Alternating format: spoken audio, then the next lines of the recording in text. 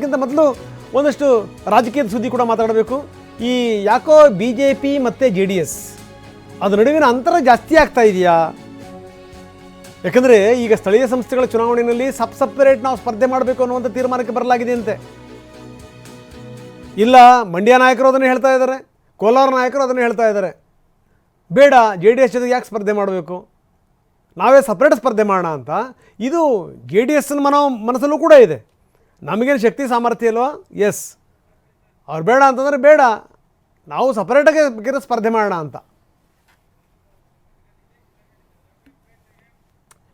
ಇನ್ನು ಬಳ್ಳಾರಿ ಪಾದಯಾತ್ರೆ ಮಾಡಬೇಕು ಅನ್ನುವುದು ಅದು ರಾಮುಲು ಅವರ ಇಚ್ಛೆ.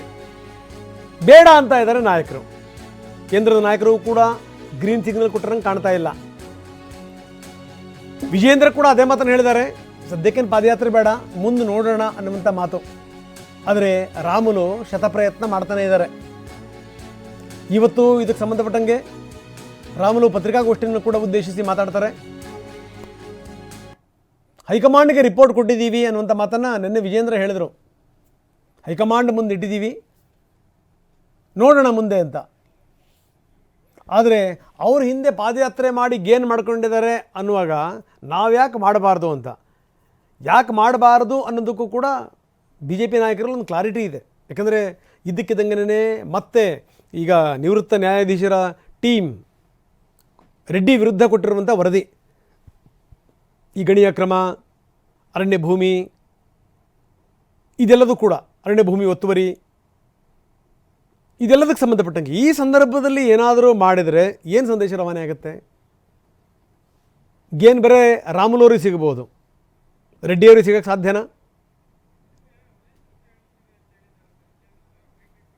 ಸೊ ಇದು ಸಂಗತಿ. ಹಿಂಗಾಗಿ ವಿಜೇಂದ್ರ ನಿನ್ನೆ ಅಡ್ಡಗೋಡೆ ಮೇಲೆ ದೀಪ ಇಟ್ಟಂಗೆ ಹೇಳಿದ್ರು, ಇಲ್ಲೆಲ್ಲ ವರಿಷ್ಠರನ್ನ ಕೇಳ್ತೀವಿ, ಆ ವರಿಷ್ಠರ ಮುಂದೆ ಇಡ್ತೀವಿ, ಇದು ಕೇವಲ ಹೋರಾಟ ಮಾತ್ರ, ಪಾದಯಾತ್ರೆ ಇಲ್ಲ ಅನ್ನುವಂಥ ಮಾತನ್ನು ನಿನ್ನೆ ಹೇಳಿದ್ದು. ಬನ್ನಿ ವಿಜೇಂದ್ರ ನಿನ್ನೆ ಏನು ಹೇಳಿದ್ರು ನೋಡೋಣ.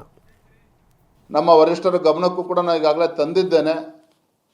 ಮುಂದಿನ ದಿನಗಳಲ್ಲಿ ತೀರ್ಮಾನ ತೆಗೆದುಕೊಳ್ತಾರೆ. ಅದು ಮಾಡಬೇಕು ಅನ್ನೋ ಅಪೇಕ್ಷೆ ನಮ್ಮೆಲ್ಲರದ್ದು ಕೂಡ ಇದೆ. ಆ ನಿಟ್ಟಿನಲ್ಲಿ ಮುಂದಿನ ದಿನಗಳಲ್ಲಿ ನಾವು ತೀರ್ಮಾನ ಮಾಡ್ತೇವೆ.